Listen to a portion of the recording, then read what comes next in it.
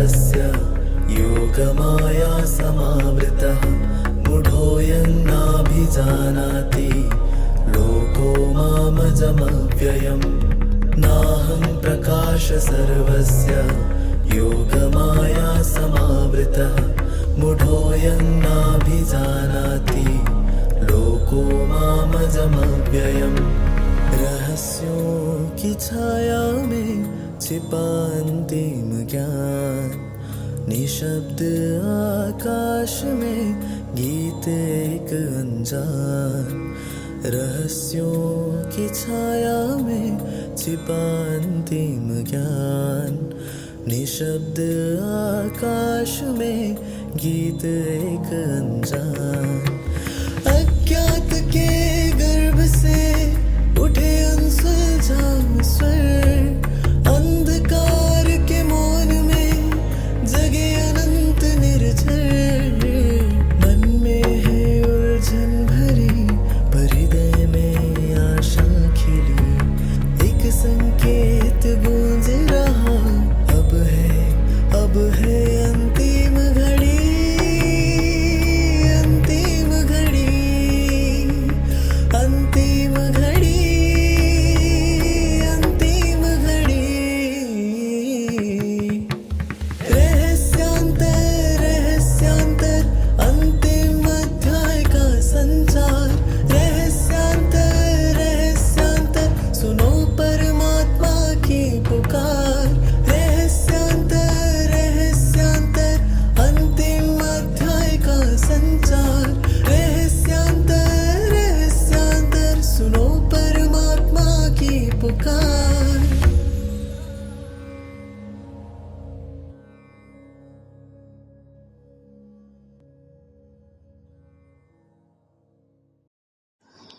ஓம் சாந்தி.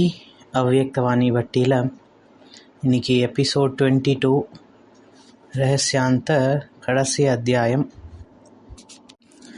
So மீண்டும் நம்ம எல்லோரும் நமது டபுள் லைட் ஃபரிஷ்தா ஸ்வரூபத்திலிருந்து இந்த கிளாஸ் கேட்கலாம்.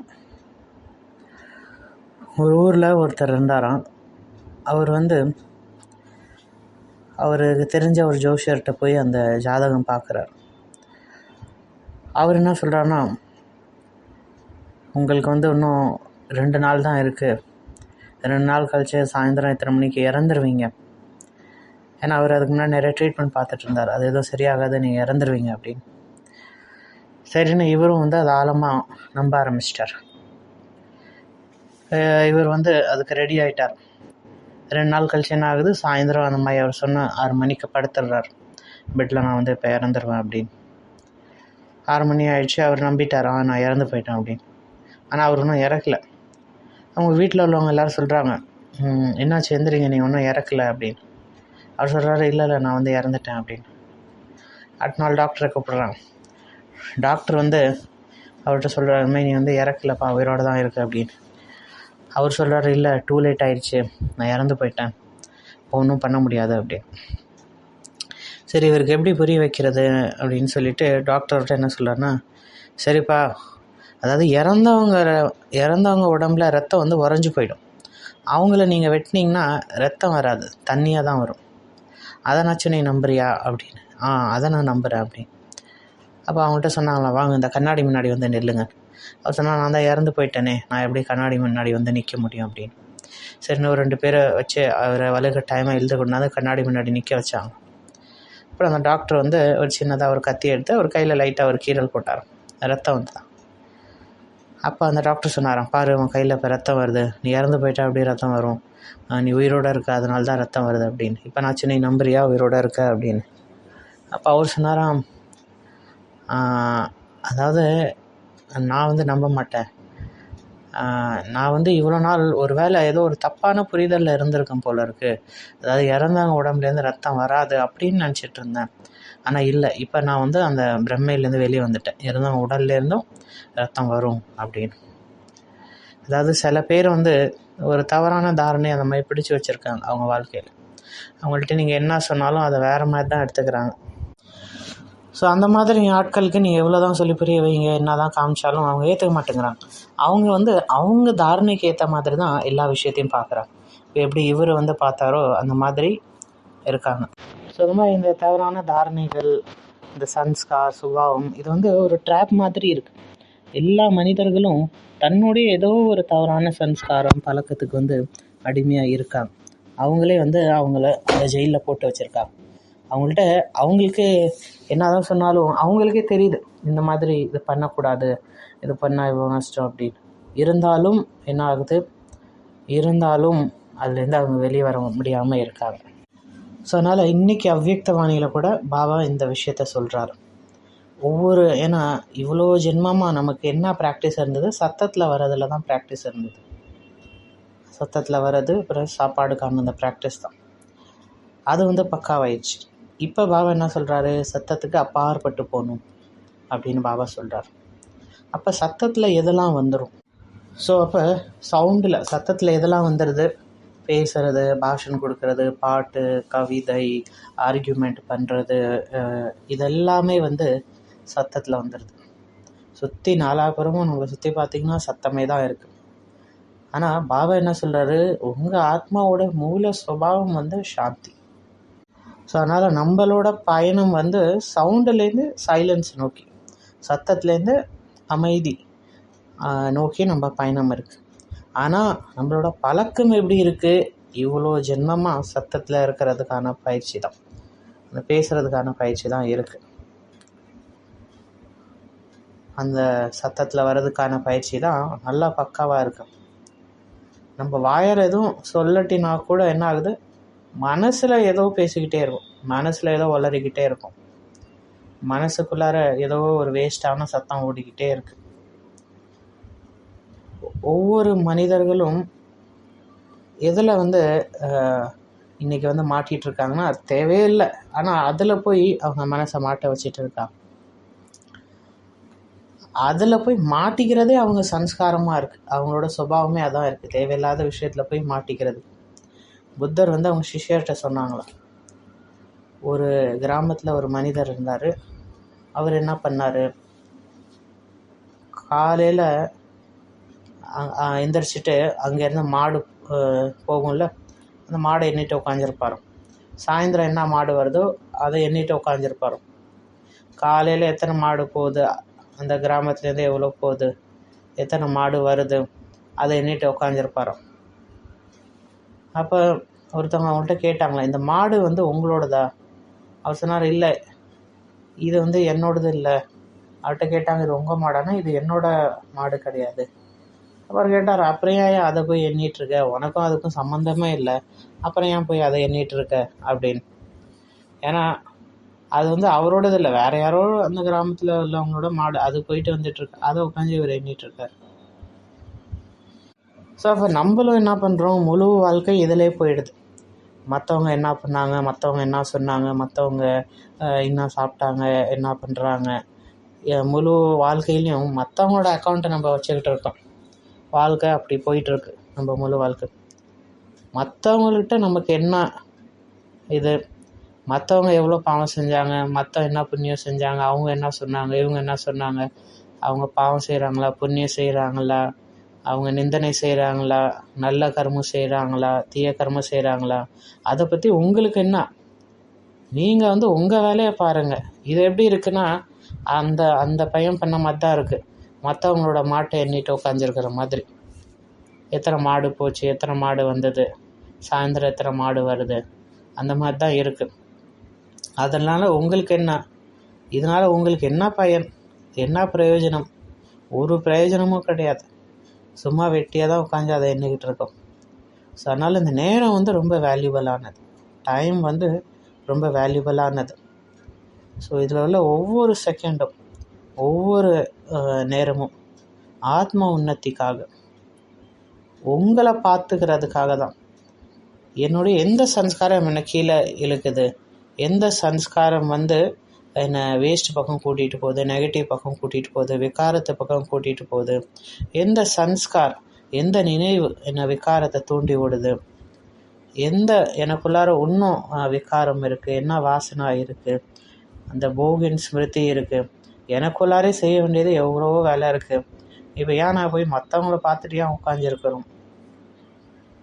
யார் மறைஞ்சிருந்து என்ன பண்ணுறாங்க, யார் யார் கூட சுற்றுறா, யார் என்ன சாப்பிட்றா, யார் என்ன பண்ணுறாங்க, இதெல்லாம் பார்க்குறதுக்கு எனக்கு நேரம் கிடையாது.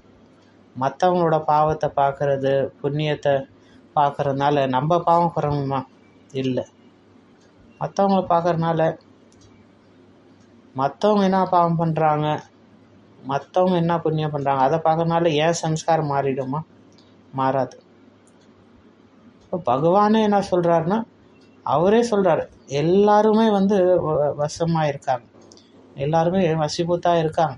அவங்க என்ன சம்ஸ்காரம் அதுதான் அவங்க பண்ணுறாங்க. அவங்க மேலே எந்த தோஷமும் இல்லை. அவங்க சம்பூர்ண நிர்தோஷாக இருக்காங்க. அவங்க மேலே எந்த பழியும் கிடையாது. பகவான் அந்த மாதிரி சொல்கிறாரு. அப்போ நான் ஏன் அவங்க இதை போய் பார்த்துட்டு உட்காந்துருக்கணும்? அதனால் நீங்கள் என்ன பண்ணுங்கன்னா, நான் சொல்கிறத நீங்கள் பண்ணுங்க. பாபா என்ன சொல்கிறாரோ அதுதான் நீங்கள் பண்ணு.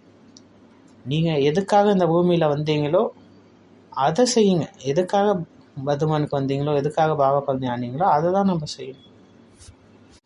எதுக்காக வந்தோம்? தவம் செய்கிறதுக்காக இங்கே வந்தோம். மகான் தபஸ்வி ஆகிறதுக்காக இங்கே வந்தோம்.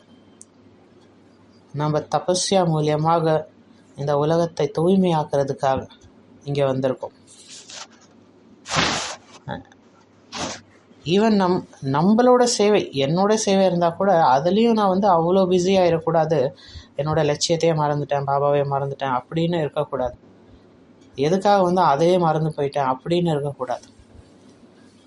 ஸோ அதுக்கான இந்த பேலன்ஸும் வச்சுக்கணும்.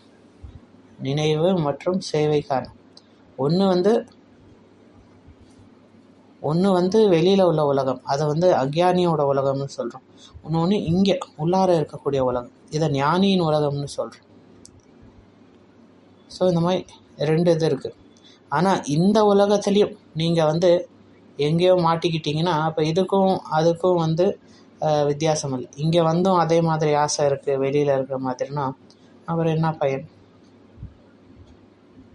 ஸோ இதெல்லாம் நம்ம சிந்தனை பண்ணணும். ஸோ அதனால் இன்றைக்கி அவ்வியக்தவாணியில் பாபா என்ன சொல்கிறாரு, ஆன்மீக ட்ரில் பண்ணுங்க.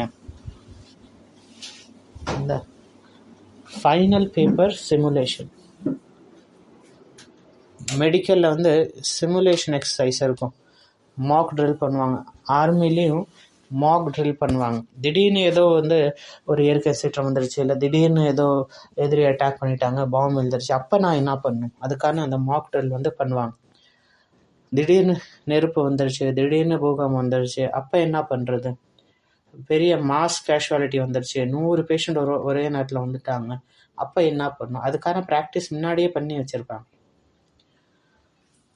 ஸோ அந்த மாதிரி ஃப்ளைட்டு கிராஷ் ஆயிடுச்சு, ட்ரெயின் கிராஷ் ஆயிடுச்சு, அப்போ நான் என்ன பண்ணணும்? இதுக்கான மாக் ட்ரில் பண்ணுவாங்க மிலிட்ரியில், மெடிக்கல்லலாம். ஸோ எதுக்காக?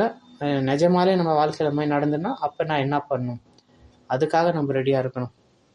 ஸோ அதனால் இன்றைக்கி முழு நாள் இந்த ப்ராக்டிஸ் பண்ணுங்கள். நாலாபுறமும் ஹல்ச்சலாக இருக்குது. அப்போ நான் எவ்வளோ நேரத்தில் என்னை ஸ்திரப்படுத்திக்க முடியுது? 2 minute ட்ரில், 2 நிமிஷம் வரைக்கும் அதை பாருங்கள். பூகம்பம் வந்துருச்சு, இல்லை பாம்பு விழுந்துருச்சு, இல்லை ஏதோ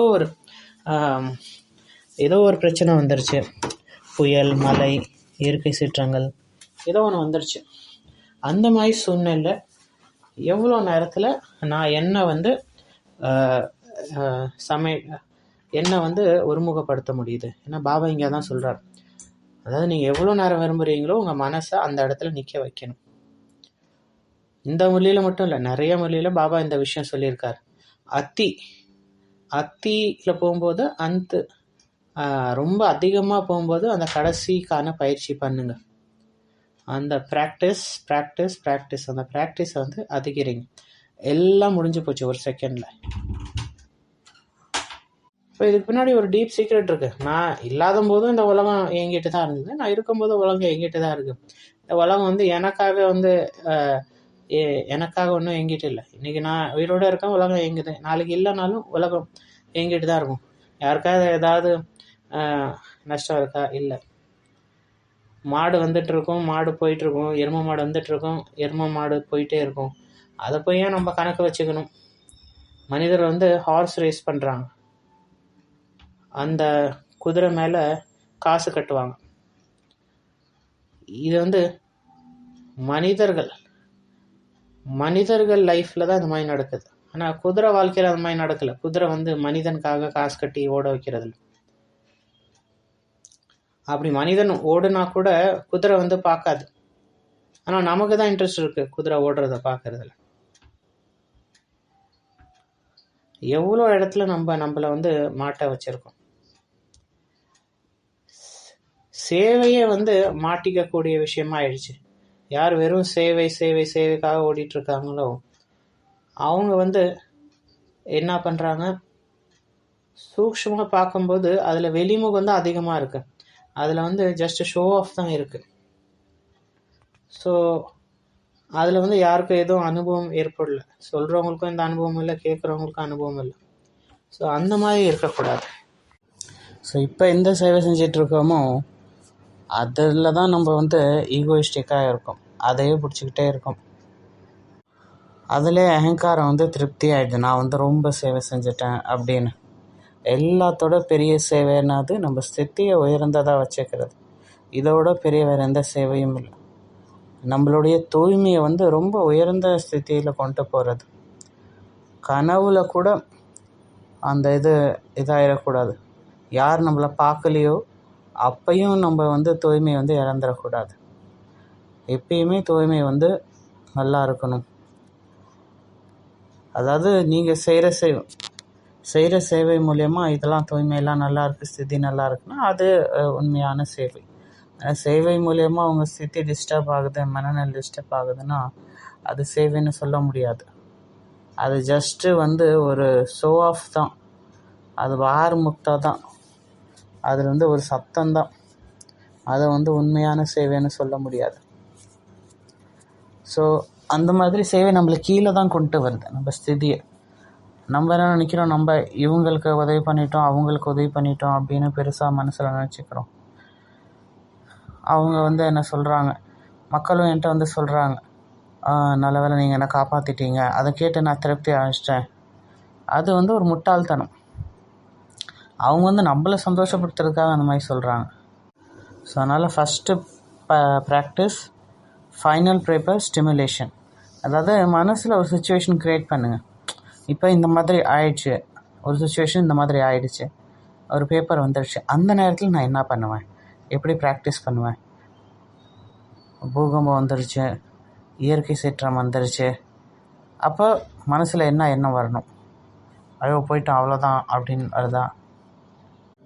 ஸோ அதுக்காக நான் ப்ராக்டிஸ் பண்ணிக்கிட்டே இருக்கணும். அடுத்து வந்து இந்த மழை புயல் அந்த மாதிரி ஒரு ஹரிக்கேன் காம் சென்டர். அதாவது அந்த புயல் அந்த சுழல் சுற்றும் போது அதுக்கு நடுப்புற வந்து அமைதியாக இருக்கும். அந்த மாதிரி என்னை சுற்றி எவ்வளோ புயல் இருந்தாலும் நான் நடுப்புற அமைதியாக இருக்கேன். நாலாப்புறமும் அவ்வளோ ஹல்ச்சல், ஆனால் நடுப்புறனா அசையாமல் இருக்கேன். இதுக்கான பயிற்சி நீண்ட காலம் பண்ணிக்கிட்டே இருக்கணும். அதுக்காக நீங்கள் ஏதோ ஒரு படம் வரைங்க. நாலாப்புறமும் சுனாமி இருக்கலாம், இல்லை ஏதோ ஒரு பிரச்சனை இருக்கலாம். நடுப்புற வந்து நான் வந்து பூர்ண இதில் இருக்கேன். அதில் நான் டிஸ்டர்ப் ஆகாமல் இருக்கேன். எந்த ஒரு விஷயத்தினாலையும் நான் டிஸ்டர்ப் ஆகாமல் இருக்கேன். அது எது வேணாலும் இருக்கலாம். யாரோ ஏதோ சொல்லிட்டாங்க, திட்டாங்க, என்ன அதை பற்றி நெகட்டிவாக பேசுகிறாங்க, அதுலேயும் நான் வந்து அன்டிஸ்டர்ப்டாக இருக்கேன். எதுவும் என்னை டிஸ்டர்ப் பண்ணுறேன். அந்த மாதிரி அச்சல் அடோலாக இருக்கணும். அடுத்த ஹோம்ஒர்க் என்னென்னா, நீங்கள் கையில் வாட்ச் கட்டுறீங்களா, அந்த இடத்துல ஒரு புள்ளி வைங்க. ஒரு புள்ளி வரைஞ்சிக்கோங்க பெண்ணால். இப்போ முழு நாளும் நீங்கள் சேவை செஞ்சுட்டே இருக்கும்போது ஒரு செகண்ட் அந்த இதை பார்த்து அந்த ப்ராக்டிஸ் பண்ணுங்கள்.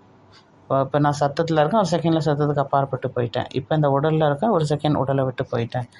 இப்போ நான் வந்து நஷ்டமோக ஆகிட்டேன், பாஸ் வித் ஆனர் ஆகிட்டேன், ஸ்மிருதி ஸ்வரூப் ஆகிட்டேன். ஸோ ஏன்னா பாபா கூட அதான் சொல்கிறார், எப்படி அந்த எக்ஸசைஸ் உலகத்தில் பண்ணுறாங்களும் ஹெல்த்தியாக இருக்குது, அந்த மாதிரி ஆத்மாவை ஹெல்த்தியாக வச்சுக்க இந்த எக்ஸசைஸ் நீங்கள் பண்ணி ஆகணும். இது வந்து ஆத்மாவோட மசில்ஸ், பைசப்ஸ், ட்ரைசப்ஸ் அது எல்லாத்தையும் ஸ்ட்ராங் ஆக்கும். இப்போ ஷரீரில் வந்துட்டேன், இப்போ ஷரீரத்தை விட்டு வெளியே போயிட்டேன், இப்போ சத்தத்தில் இருக்கேன், இப்போ சத்தத்தை விட்டு வெளியே போயிட்டேன். இந்த ப்ராக்டிஸ் இருக்கணும்.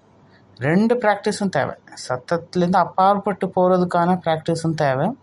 யோகியுக்தாயி சத்தத்தில் வருது, அதாவது யோகியுக்தாயி பேசுகிறதுக்கான அந்த பயிற்சியும் தேவை. 2 ப்ராக்டிஸும் தேவை. ஒரு செகண்டில் வந்து பேசினேன், அதுக்கப்புறம் போயிட்டேன். அதாவது மௌனத்தில் இருக்கிறது பேசாமல் இருக்குது அது ரொம்ப ஈஸியாக போயிடுவாங்க. ஆனால் அந்த மௌனத்தில் இருந்துட்டு எப்போ பேசணுமோ அது யோகியுக்தாக இருந்து பேசிவிட்டு அதுக்கப்புறம் அதுலேருந்து வெளியே வந்துடுது. அதுவும் ரொம்ப ப்ராக்டிஸ்க்கான விஷயம். அதாவது ஒரு விஷயத்தில் நுழைஞ்சதுக்கப்புறம் அதுலேருந்து வெளியே வர்றதுக்கான அந்த இதுவும் தேவை. அப்போ அந்த பிந்து ஸ்டெபிலிட்டி ப்ராக்டிஸ். ஒரு புள்ளி வரைஞ்சி வைங்க, அதில் ஸ்டேபிள் ஆகிடுங்க. ஒரு செகண்ட் அச்சானக் அது கையில் வரைங்க, இல்லை எங்கே உங்களுக்கு அடிக்கடி கண்ணு போதோ அந்த இடத்துக்கு நீங்கள் அந்த இதை வரைஞ்சி ப்ராக்டிஸ் பண்ணிக்கிட்டே இருங்க. அடுத்து அதோட பவர்ஃபுல்லான ப்ராக்டிஸ். இந்த டெக்னிக் நம்ம மெமரி டெக்னிக்கில் யூஸ் பண்ணியிருந்தோம். அதாவது என்னது, 1 மூன் ஸ்டோன் சொல்யூஷன். அதாவது ஆடாமல் அசையாமல் உட்காந்துடும். ஏன்னா நாலாப்புறமும் நிறைய பிரச்சனை இருக்குது. அதாவது மனசால் நான் அந்த மாதிரி ஒரு இடத்துக்கு போகிறோம், ஒன்று சுற்றி நிறைய பிரச்சனை, ஹல்ச்சல் நடந்துகிட்ருக்கு, ரத்த ஆறு ஓடுது, இல்லை ஏதோ ஒரு மார்க்கெட் இருக்குது, அங்கே நான் அச்சலாக இருக்கேன். இது நம்ம முன்னாடி ப்ராக்டிஸ் பண்ணியிருந்தோம், சவுண்ட் ப்ரூஃப் ரீடிங். அதாவது என்னை சுற்றி நிறைய சத்தம் ஓடிட்டுருக்கு, ஆனால் நான் அதில் டிஸ்டர்ப் ஆகாமல் படிச்சுட்டே இருக்கேன். அந்த மாதிரி நாலாப்புறமும் சத்தம், ரொம்ப சத்தம், அங்கே நான் ஆடாமல் அசையாமல் ஸ்திரமாக உட்காந்துருக்கேன். அப்போ பாருங்கள் நான் எவ்வளோ என்னை கான்சென்ட்ரேட் பண்ண முடியுது. இப்போ மறுபடியும் ஒரு நிமிஷம் அந்த இதை ப்ராக்டிஸ் பண்ணலாம். இப்போ நான் உங்களுக்கு அதே மியூசிக் ப்ளே பண்ணுவேன். ஆல்ரெடி நம்ம ப்ராக்டிஸ் பண்ணியிருக்கோம். அந்த மியூசிக்கில் என்னென்னா நிறைய சத்தம், ஒரு மார்க்கெட்டில் உள்ள சத்தம், இந்த சத்தம் அந்த சத்தம் இதெல்லாம் இருக்கும். அதில் நான் எவ்வளோ அமைதியாக என் மனசை ஒருமுகப்படும். ஸோ அதனால் இப்போ நம்ம அந்த ப்ராக்டிஸ் பண்ணலாம்.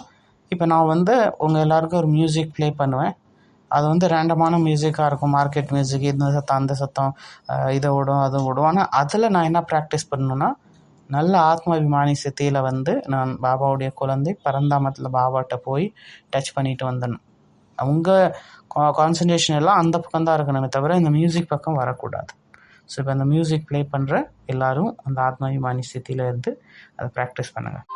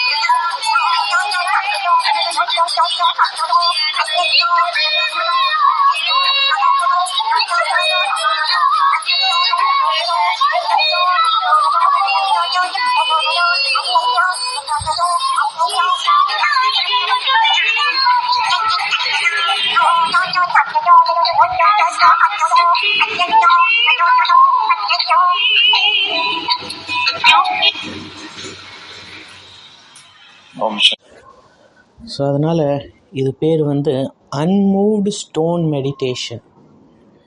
அசைக்க முடியாத கல் மாதிரியான மெடிடேஷன் இது. ஸோ இதில் என்ன பண்ணுறோன்னா, நாலாபுரமும் ஹல்சல், நாலாபுரமும் சத்தம், அதில் நான் வந்து என் ஸ்திதியை ஸ்திரமாக வச்சுருக்கேன். அதில் அந்த ஆத்மாபிமானி ஸ்திதியில் இருக்க முடியுது, பாபாவை நினைக்க முடியுது. இந்த ப்ராக்டிஸ் இன்றைக்கி நம்ம பண்ணணும். ஸோ எப்படி வந்து ஒரு கல் இருக்குது, ஒரு பாறை இருக்குது, ஒரு மலை இருக்குன்னா அது எப்படி அசையவே அசையாது, என்ன ஆனாலும் சரி. ஸோ அந்த மாதிரி நானும் வந்து கொஞ்சம் கூட வெளியில் உள்ள டிஸ்டர்பன்ஸ் என்ன அசைக்கக்கூடாது. ஸோ இன்றைக்கி லீவ் இல்லையா, சண்டே லீவு நாள் வேறு. ஸோ அதனால் இன்றைக்கி என்ன ப்ராக்டிஸ் பண்ணலாம், யார் ஒர்க்கில் இருக்காங்களோ அவங்களுக்கு வந்து இன்றைக்கி லீவு. ஸோ இன்றைக்கி சைலன்ஸ்க்கான ப்ராக்டிஸ் நல்லா பண்ணலாம். அந்த டீப் சைலன்ஸ்க்கான ப்ராக்டிஸ் இன்றைக்கி நம்ம எல்லோரும் பண்ணலாம். டோட்டல் சைலன்ஸ், கம்ப்ளீட் சைலன்ஸ் கடைசி ப்ராக்டிஸ். இது நல்ல ஒரு ப்ராக்டிஸு. நம்ம நாக்குக்கே ஒரு லெட்டர் எழுதணும். உங்கள் நாக்குக்கே ஆத்மா வந்து நாக்குக்கு லெட்டர் எழுதுது. நம்ம டங் இருக்குல்ல, நாக்கு, அதுக்காக லெட்டர் எழுதுகிறோம். எதுக்காக லெட்டர் எழுதணும்? சத்தத்துக்காக. அந்த ஆத்மா வந்து நம்ம வாய்க்குள்ளார இருக்கிற அந்த நாக்குக்காக லெட்டர் எழுதுது. நீ ரொம்ப இவ்வளோ நாள் ரொம்ப சத்தம் போட்டுட்ட, ரொம்ப சத்தத்தில் வந்துட்ட, இப்போ அமைதிக்கான நேரம், அமைதிக்கான நாள், இப்போ அமைதியாக இருக்கிறதுக்கான நாள். அன்புள்ள நாக்கே, நீ வந்து நிறைய பேசிட்ட, சுக துக்கம் ஆசை எல்லா டேஸ்ட்டையும் சாப்பிட்டுட்ட, எல்லா பாவனையும் நீ வந்து வெளிப்படுத்திட்ட, எல்லாத்தையும் சுகதுக்கம் எல்லாத்தையும் வாயால் சொல்லிட்ட. இவ்வளோ நாள் நீ ராஜ்யம் பண்ண, இப்போ நான் ராஜ்யம் பண்ணுறதுக்கான நேரம், ஆத்மா ராஜ்யத்துக்கான நேரம். இப்போ வந்து மௌனம் தான் நம்ம பேசுவோம். இப்போ வந்து நீ அமைதியாக இருந்தால் தான் எனக்கு முன்னேற்றம். அந்த மாதிரி ஆத்மா வந்து நாக்குக்கு சொல்லலாம், நீ அமைதியாக இருந்தால் தான் எனக்கு வந்து முன்னேற்றம். அதனால் இப்போ நீ ரெஸ்ட் எடு. யார் சொல்ல? ஆத்மா வந்து என்னுடைய நாக்குக்கே சொல்லுது. அப்போ நீங்களே வந்து உங்கள் நாக்குக்கிட்ட பேசணும். ஆத்மா வந்து நாக்குக்கிட்ட பேசணும். ஏன்னா இந்த நாக்கு வந்து உடம்புலே வந்து ஒரு ஸ்பெஷலான ஒரு உறுப்பு. அதில் வந்து எலும்பு இல்லை நாக்கில். ஆனால் நிறைய பேரோட எலும்பை யார் உடைக்க வச்சிருக்கு? இந்த நாக்கு தான். ஏன்னா ஏதாவது தவறாக பேசி ஏதாவது சொல்லி மற்றவங்கள்ட்ட அந்த மாதிரி சண்டை போட்டு எலும்பை உடைக்க வச்சிருது. அதனால் நாக்கில் ஒரு எலும்பும் கிடையாது. இந்த முழு உடம்புலையும் பார்த்திங்கன்னா நாக்கில் ஒரு எலும்பு கிடையாது. ஆனால் அது நிறைய பேரோட எலும்பை உடைக்க வைக்க முடியும். ஸோ அப்போ வந்து இந்த ஆத்மா வந்து நாக்குக்கிட்ட பேசுது. அன்புள்ள நாக்கே, நம்ம இப்போ 2 பேரும் சேர்ந்தே இந்த பயணத்தை தொடரலாம். இப்போ இது என்ன பயணம்னா அமைதிக்கான பயணம், மௌனத்துக்கான பயணம். அதனால் இந்த மாதிரி ஒரு லெட்டரை வந்து நீங்களே உங்கள் நாக்குக்கு எழுதுங்க. கொஞ்சம் உட்காந்து யோசிச்சு பாருங்களேன், இந்த நாக்குனால் நான் என்னெல்லாம் பாவம் செஞ்சுருக்கோம். ஒன்று வந்து பேசுகிறதுக்கான பாவங்கள், அடுத்து வந்து சாப்பாடுக்கான விஷயம். ஸோ ஏன்னா இந்த நாக்குக்கும் நம்ம ஸ்திதிக்கும் ரொம்ப ஒரு கனெக்ஷன் இருக்குது. ஏதோ வந்து நம்ம உடம்புல போடுறோம், நாக்கு வழியாக ஏதோ ஒரு விஷயம் சாப்பிட்றோம். அது சின்ன விஷயமாகவே இருக்கட்டுமே, ஒரே ஒரு உருண்டை தான் சாப்பிட்டேன் அப்படின்னே இருக்கட்டுமே, ஆனால் அது பின்னாடி வந்து எவ்வளோ பெரிய விஷயங்கள் இருக்குது. அந்த சாப்பாடு வந்து எங்கேருந்து வந்தது, எந்த மாதிரி காசுலேருந்து வந்தது, அது யார் வந்து எந்த இடத்துல அது விவசாயம் பண்ணாங்க, அது எந்த மனநிலையில் அவங்க விவசாயம் பண்ணாங்க, அதுக்கப்புறம் மார்க்கெட்டுக்கு வரும்போது எவ்வளோ பேரோட வைப்ரேஷன் அதில் பட்டிருக்கும், அதுக்கப்புறம் அதை யார் வந்து சமைச்சா, அவங்க எந்த ஸ்திதியிலேருந்து சமைச்சாங்க, அப்புறம் அதை நமக்கு பரிமாறுவாங்கள்ல, அவங்க எந்த ஸ்திதியில் பரிமாறினாங்க, அப்புறம் நம்ம சாப்பிடும்போது கூட நான் எந்த ஸ்திதியில் சாப்பிட்டேன், இவ்வளோலாம் இருக்குது அந்த ஒரு வாய் சோறுக்கு பின்னாடி. அப்போ ஃபஸ்ட்டு அதில் எவ்வளோ தோஷம் இருக்குது பாருங்கள். ஃபஸ்ட்டு வந்து அதில் என்ன கெமிக்கல் போட்டாங்களா, ஏன்னா இப்போ எல்லாம் கெமிக்கல் தான். கெமிக்கல் இருக்குது. அப்புறம் இப்போல்லாம் வந்து அதில் ஏதோ பிளாஸ்டிக் போடுறாங்க, கல் போடுறாங்க, இது போடுறாங்க, அது போடுறாங்க. அடுத்து அது இல்லாமல் சமைக்கும்போது என்ன பாவனையோடு சமைச்சிங்க, அதுவும் ரொம்ப இம்பார்ட்டண்ட். அப்போ அந்த சாப்பாடு கூட எந்த விதமான காசுலேருந்து வந்தது? இப்போ யார்கிட்டையோ கோடிக்கணக்கில் காசு இருக்குது, அவங்க இன்கம் டேக்ஸ்லேருந்து காப்பாற்றுறதுக்காக நம்மள்கிட்ட கொடுத்துட்டாங்கன்னு வைங்களேன். அந்த இதுலேருந்து நீங்கள் சாப்பாடு வாங்குனீங்க, அது எல்லாமே நம்மளை பாதிக்கும். இந்த சாப்பாடு பின்னாடி என்னெல்லாம் வருதோ அது எல்லாமே பாதிக்கும். அது எப்படி பண்ண? ஸோ அதனால் இது ரெண்டும் முக்கியம், சாப்பாடு மற்றும் நம்ம வார்த்தை, பேச்சு. அதனால் இது ரெண்டுத்துலேயும் இன்றைக்கி நம்ம வந்து ஒர்க் பண்ணணும்.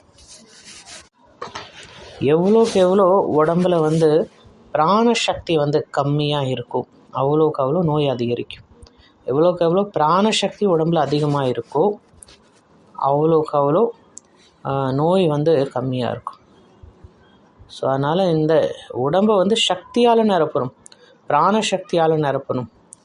ஒரு சோல்ஜர் வந்து தோற்று போயிட்டார், ஒரு ராஜா வந்து தோற்று போயிட்டார், பலகீனம் ஆயிட்டார். ஏன்னா முன்னாடி உள்ளவங்க வந்து ரொம்ப ஸ்ட்ராங்காக இருக்காங்க. அவருடைய ஃப்ரெண்டு என்ன சொன்னார், நான் உனக்கு ஒரு ட்ரிங்க்ஸ் தரேன், இந்த ட்ரிங்க்கை குடிச்சிங்கன்னா நிறைய சக்தி கிடச்சிரும். நீங்கள் இந்த ட்ரிங்க்கை மட்டும் குடிச்சிங்கன்னா ராஜா, உங்களுக்குள்ளார 10 யானைக்கான சக்தி வந்துடும் அப்படின்னு சொல்லி அவங்களுக்கு கொடுக்குறாங்க. அப்புறம் வந்து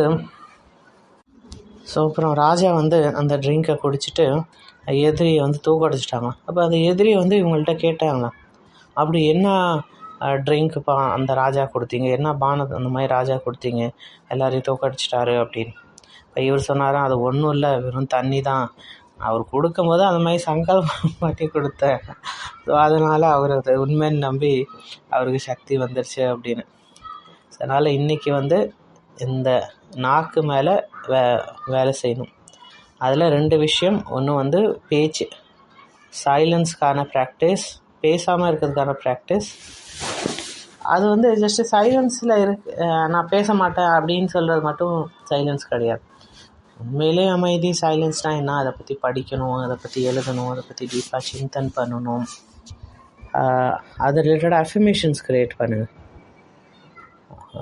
மௌனம் தான் எல்லாத்தோட பெரிய பாட்டு, எல்லாத்தோட பெரிய மியூசிக், எல்லாத்தோட பெரிய பாஷன், அதுதான் வந்து ஸ்வீட்டானது.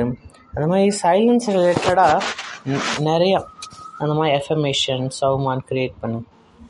அப்போ அது பக்கம் நம்ம புத்தி போகும். ஸோ அந்த மாதிரி ஏதோ ஒரு விஷயம் வலுக்கட்டாயமாக பண்ணிங்கன்னா அது வராது, மனசு அதை ஏற்றுக்காது. நேச்சுரலாக பண்ண வைக்கணும், அதுக்கு அதை வந்து புரிய வைக்கணும். அதுக்கப்புறம் தாரணையில் ஆட்டோமேட்டிக்காக வந்துடும். அது இப்போ தாரணைக்காக நம்ம வலுக்கட்டாயப்படுத்தக்கூடாது. அது ஃபஸ்ட்டு வந்து அதில் இன்ட்ரெஸ்ட் கொண்டு வரணும். நம்ம முழு கவனமும் எது பக்கம் இருக்கணும், அதை புரிஞ்சுக்கிறது. அது அஃபர்மேஷன், சவுமான், சிந்தன், அது மேலே தான் நம்ம நிறையா கவனம் கொடுக்கணும். அதுக்கப்புறம் தாரணை வந்து அது ஆட்டோமேட்டிக்காக ஆகிடும். அது ரிலேட்டடாக படிங்க, அது ரிலேட்டடாக எழுதுங்க. அதுக்கப்புறம் அவங்க பேசவே மனசு வராது, இல்லை அதிகம் சாப்பிடணும் மனசு வராது. ஸோ அந்த ப்ராக்டிஸ், அந்த அபியாஸ் நீங்கள் தான் பண்ணணும். இதுக்கு முன்னாடியும் நிறையா வாட்டி சொல்லியிருக்கேன். மகாத்மா காந்தி 1920 அப்போ வந்து ஒரு யங் இந்தியா அவர் நியூஸ் பேப்பர் ஒரு எடிட்டர் ஒருத்தர் இருந்தார். அவர் என்ன எழுதினார், நான் ஆஃப்ரிக்கா போகும்போது நாங்கள் ஒரு ஆசிரமம் பார்த்தோம். அங்கே ஆசிரமத்தில் ஒரு அதிசயமான நியமம் இருந்ததாம். அந்த ட்ராப்பிஸ்ட் மோனஸ்ட்ரியில் ஒரு நியமம் இருந்ததாம். அது என்ன நியமம்னா, அங்கே இருக்கக்கூடியங்க அந்த சன்னியாசிகள் அவங்களுக்குள்ள நியமம் என்னன்னா, அவங்க வந்து அந்த ஆசிரமத்துக்குள்ளார நுழைஞ்சிட்டா அதுக்கப்புறம் மௌனத்தில் தான் இருக்கணும், எதுவுமே பேசக்கூடாது, முழு நாளும் அமைதியாக தான் இருக்கணும். அமைதியாக இருந்தால் எல்லா வேலையும் செய்யணும். அப்போ மகாத்மா காந்தி சொன்னாராம், அந்த ஹெட்ட போய் கேட்டேனா, இன்னும் இந்த வித்தியாசமாக நியமம் இருக்குது அப்படின்னு. அப்போ அந்த சன்னியாசி சொன்னாராம், மனுஷன் வந்து பாருங்கள் எவ்வளோ வீக்காக இருக்கா, அவனுக்கு என்ன தெரியுதா நான் என்ன பேசணும் என்ன பேசக்கூடாது அப்படின்னு மனுஷனுக்கு தெரியுதா? மனுஷன் வந்து அவ்வளோ வீக்கான ஒரு க்ரியேஷனாக இருக்கான். அவனுக்கு எந்த நேரத்தில் என்ன பேசணும் என்ன பேசக்கூடாதுன்னு தெரிய மாட்டேங்குது. அதுக்கு பெஸ்ட்டு வந்து மௌனத்தில் இருக்கிறது தான் பெஸ்ட்டு. அதுக்கு பெஸ்ட்டு மௌனத்தில் இருக்கிறது. எது வரைக்கும் அவனுக்கு தெளிவாக இல்லையோ, இதை தான் பேசணும், இதை பேசக்கூடாது, இந்த நேரத்தில் இப்படி தான் பேசணும் அது வரைக்கும் அமைதியாக இருக்கிறது தான் பெஸ்ட்டு அப்படின்னு. அப்போ சைலன்ஸ் தான் ஷீல்டு. சைலன்ஸ் என்னது? ஒரு கவசம். நம்ம பேசுகிறனால தான் நிறையா பிரச்சனை. நீங்கள் உங்கள் வாழ்க்கையில் பாருங்களேன், என் வாழ்க்கையில் திருப்பி பார்க்கும்போது சில இடத்துல நம்ம அமைதியாக இருந்திருந்தால் பிரச்சனை வந்திருக்காது. அங்கே நிறையா பேசுகிறதுனால தான் பிரச்சனை வந்திருக்கு. அங்கே அமைதியாக இருந்தால் இவ்வளோ சண்டை சச்சரவு பிரச்சனை இதெல்லாம் வந்திருக்காது. அந்த சண்டையை வாக்குவாதத்தை சரி பண்ணுறதுக்கான சாதனம் வார்த்தை கிடையாது, மௌனம், சைலன்ஸ் தான். இந்த சைலன்ஸ் தான் அதை சரி பண்ணும். ஸோ அதனால் இன்றைக்கி இந்த 5 ப்ராக்டிஸ் பண்ணுங்கள். ஃபஸ்ட்டு மனசில் ஒரு பேப்பர் கொண்டு வாங்க. அங்கே நிறையா ஹல்ச்சல் இருக்குது. ஒரு பேங்க் இருக்குது, நிறையா காசு இருக்குது. அப்போ என் பேங்க்லேருந்து எல்லா காசையும் திருடிட்டு போயிட்டாங்க. என் காசு எல்லாம் போயிடுச்சு. இப்போ என்ன பண்ணுவோம்? ஏன்னா காசு இருக்கும்போது நமக்கு ஒரு கான்ஃபிடென்ஸ் வருது. அப்போ என் காசு எல்லாம் போயிடுச்சு. அப்போ என்ன பண்ணுவேன்? அப்போ என் மனசு எவ்வளோ நேரத்தில் ஸ்திரமாகுது? அதுக்கான ப்ராக்டிஸ் பண்ணுங்க. அடுத்து ஹரிகேன் காம் சென்டர். அதில் ஒரு பிக்சர் வரைங்க. அதில் நாலாபுறமும் புயல் அந்த மாதிரி ஹல்ச்சல் இருக்குது. அதுக்கு நடுப்புற நான் ஸ்திரமாக இருக்கேன். அடுத்து 3வது பிந்துவை பாருங்கள். அப்புறம் ஸ்திரமாயிடுங்க. எல்லாத்தையும் விடுபட்டுருங்க. எல்லாத்துலேருந்து விடுபட்டுருங்க. அடுத்து 4வது அபியாஸ், ஒரு ஹல்ச்சல் இடத்த கண்டுபிடிங்க. எந்த இடம் இருக்கலாம்? இப்போ பாருங்க, வெளி உலகத்தில் எவ்வளோ சத்தம். எங்கே உட்காந்தாலும் ஒரே சத்தம்தான். எங்கே நிறையா சத்தம் இருக்கோ அங்கே போய் உட்காந்து பாருங்கள். எங்கே நிறையா ஹல்ச்சல் ஒரே சத்தமாக இருக்கோ அந்த மாதிரி இடத்துல சேரை போட்டு உக்காந்து பாருங்கள். என்னால் எவ்வளோ ஸ்திரமாக இருக்க முடியுது, என் மனநிலை எவ்வளோ நான் ஒருமுகமாக வச்சுக்க முடியுது. இப்போ கூட ஒரு பாட்டு போட்டோம்ல, அது எப்படி இருந்தது? அந்த பாட்டில் என்னென்ன வார்த்தை இருந்தது சொல்லுங்கள் பார்க்கலாம். யாருக்கும் ஞாபகம் இல்லையா? சரி, ஓகே. அப்போ நீங்கள் பாஸ் ஆகிட்டீங்க. அப்புறம் கடைசியாக உங்கள் நாக்குக்கே நீங்கள் ஒரு லெட்டர் எழுதணும். எவ்வளோ தான் சாப்பிடுவேன் நாக்கு? எப்போ பார்த்தாலும் சாப்பிட்ணும். காலையில் பிரேக்ஃபாஸ்ட் வேணும், அப்புறம் மத்தியானம் வேணும், அப்புறம் நைட்டு திரும்பி வேணும். எப்போ பார்த்தாலும் சாப்பாடு. இது என்ன பழக்கம்? இது என்ன இப்படியா எப்போ பார்த்தாலும் சாப்பிட்டுக்கிட்டே இருக்கிறது? அந்த மாதிரி இதெல்லாம் அவுடேட்டடான விஷயங்கள். இந்த உடம்புக்கு பிராண சக்தி தான் தேவை, வேறு எதுவுமே தேவையில்லை. இந்த உடம்புல எவ்வளோ கச்சடா போடுறீங்களோ அது எவ்வளோ கச்சடா போடுறீங்களோ அவ்வளோ நோய் வரும். எவ்வளோக்கு எவ்வளோ அதில் போட்டுக்கிட்டே இருக்கீங்களோ அது நோய் தான் கொண்டு வரும். சில பேர் இப்படி சொல்கிறாங்க, வீக்கிலே நான் வெளியெல்லாம் சாப்பிட்றதில்லப்பா, நான் இவங்க கையில் சாப்பிட மாட்டேன், அவங்க கையில் சாப்பிட மாட்டேன், பூண்டு வெங்காயம் சாப்பிட மாட்டேன், இது சாப்பிட மாட்டேன், அது சாப்பிட மாட்டேன்னு சொல்கிறாங்க. ஆனால் அவங்களுக்கும் கேன்சர் இருக்குது. நான் 40 வருஷமாக வெளியே எதுவுமே சாப்பிடல. வெளியே 40 வருஷமாக நான் தண்ணி கூட வெளியே குடிக்கல. அப்புறம் எனக்கு எப்படி கேன்சர் வந்தது, இந்த நோய் எப்படி வந்தது, அந்த நோய் எப்படி வந்ததுன்னு என்கிட்ட சொல்கிறாங்க. அப்புறம் கடைசியில் யார் மேலே பழி போட்டுடுறாங்க? இந்த ட்ராமா மேலே. எல்லாம் கணக்கு வழக்கு போல் இருக்குது அப்படின்னு அந்த ட்ராமா மேலே தூக்கி பழியை போட்டுடுறாங்க. ஆனால் சாப்பிட்றது அதே தான் சாப்பிட்டுட்ருக்காங்க. இந்த உடம்புக்கு பார்த்திங்கன்னா அவ்வளோ சாப்பாடெல்லாம் தேவையில்லை. இன்னும் இப்போ பாருங்கள், காலைல சாப்பிட்றோம், அப்புறம் இன்பிட்வீன் எதாவது சாப்பிடுவோம், டோலி சாப்பிடுவோம், எது சாப்பிடுவோம், மத்தியானம் சாப்பிட்றோம், சாயந்தரம் சாப்பிட்றோம், நைட்டு சாப்பிட்றோம். இவ்வளோலாம் உடம்புக்கு தேவையில்லை. ரொம்ப கம்மியான உணவே உடம்புக்கு போதுமானது. அதாவது நீங்கள் சாப்பாடு இல்லாமல் வேறு விஷயத்துலேருந்து சக்தி எடுக்க ஆரம்பிச்சுக்கிட்டிங்கன்னா, உதாரணத்துக்கு இந்த பிராணாயாம், சூரிய ஒளி, இந்த மாதிரி நான் ஃபுட் சோர்ஸ், அதுலேருந்து சக்தி எடுக்க ஆரம்பிச்சுக்கிட்டிங்கன்னா அப்புறம் உங்களுக்கு அவ்வளோவா சாப்பிட அவசியம் இருக்காது. எவ்வளோக்கு எவ்வளோ கம்மியாக சாப்பிட்றீங்களோ அவ்வளோக்கு அவ்வளோ உங்கள் சிந்தன், உங்கள் ஆத்மாபிமானி ஸ்திதி, யோகாலாம் நல்லாயிருக்கும். எவ்வளோக்கு எவ்வளோ அதிகமாக சாப்பிட்டீங்கன்னா அப்புறம் எது மேலேயும் அவ்வளோ வைராகியம் வராது. எவ்வளோ கம்மியாக சாப்பிட்றீங்களோ அவ்வளோ வைராகியமும் வரும் இந்த உடல் மேலே.